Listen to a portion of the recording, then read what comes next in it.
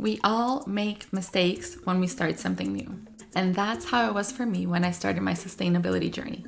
For this video, I'm going to be sharing with you my 3 main fails or mistakes when I started my zero waste journey.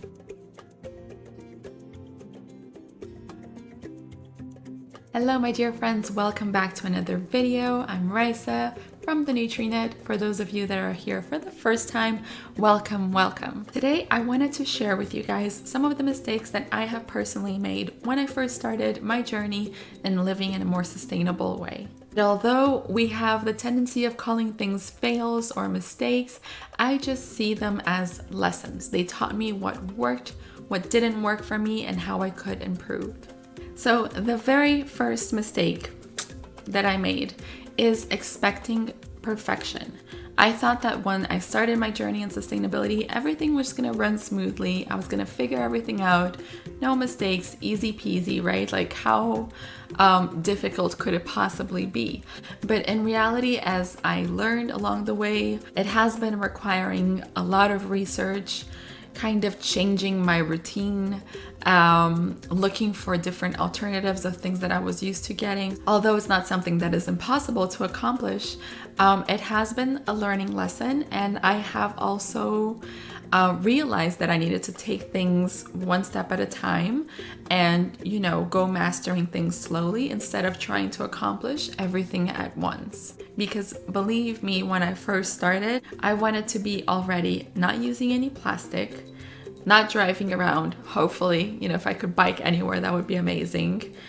Collecting water from the rain, composting, all these things that, yes, that is still my end goal. But I learned that I had to take one step at a time. When you try to change too many things in your routine and your lifestyle, you tend to get overwhelmed, and overwhelm is never a very productive emotion because it can lead very easily to paralysis, like not knowing exactly what to do next. And that's what was happening to me. I was just feeling so overwhelmed by the whole thing that I didn't even know where to begin. And that's when I decided to actually just zoom in on my strength, on the thing that I have a lot of passion for, and already have somewhat of a very good background, which is nutrition. So the next fail, I'm gonna break it into 2A and 2B because they are both in the beauty and personal care. So starting with fail 2A, one of the main things that I tried to implement was switching my shampoo and my conditioner from the bottles to the bars. Now, initially, there was a period of adaptation because when you're used to a certain format, like the experience is very different when you use the bar instead of the bottle. The bottle, the one has a lot more water. It like feels very different when you use it, at least for me, personal opinion. However, what was happening to me is I have very sensitive scalp. It easily gets irritated, which means that I have to be very mindful about what I'm putting into contact with my skin. And I was really struggling. I started to have a lot of issues. And although I tried different brands and I kind of switched it up to see if it was more like a brand issue or like ingredients on one brand versus the other one, I did not find an alternative that worked for me. I had to stop, reassess, and try to stabilize the situation before continuing my search and my quest to finding the right shampoo and conditioner for me. Still not there yet. Fail 2B, skincare. I tried to find a face wash, a serum, because I know they do exist in bar form. However, once again, since I do have very sensitive skin, and like I've mentioned already in previous videos, that I do tend to get dermatitis. In fact, right now I am kind of recovering from a flare-up. You might be able to see it here. Remember how I tell you that the dermatitis that I get is like, my skin gets a little bit rough and thick here. It's a little bit red. See that? So I typically get it here, sometimes in my eyebrows too, around here. It can get like pretty tricky. The thing is, it's not only like aesthetically speaking, and this is, by the way, is with no makeup. It's just like the natural light. I typically like to come here and make my videos without any makeup. The max that I put is a little bit of color on my lips just to give it a pop. But that's it. This is me. It's not only from the aesthetic point of view, although yes, when I look at myself, in the video, it's like, I see it. But it's also very itchy, it's uncomfortable. When I take hot showers, let's say, like, if it gets very itchy, it can get very irritated too. So it's not great to go through this, and it can take a while to recover.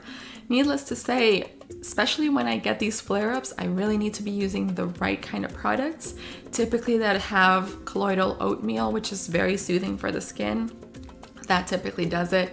I need to use things that are not drying my skin further, that don't have fragrance, that don't have essential oils, because all those things kind of tend to flare up and trigger it even further. So I have to be very mindful, and I unfortunately have not been able to find something that has similar effects than what I've been experiencing right now. I'm actually using a few products that, like, all of them, my face wash, everything kind of has the colloidal oatmeal, which is to just soothe my skin. So that has been working for me.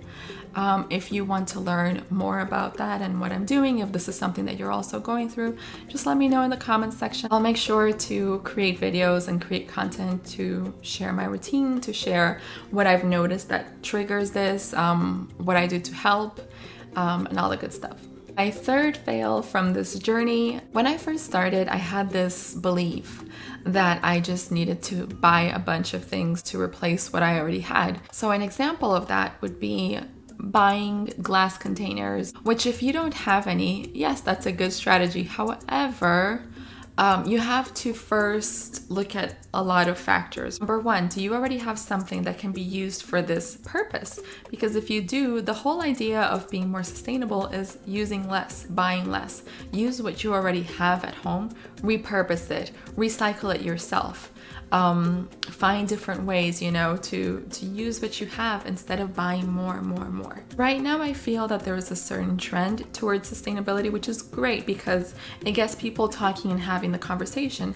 However, it's very easy for us to get shiny ball syndrome and focus on the wrong things. It's not about buying the reusable straws or the reusable cotton pads or the glass containers.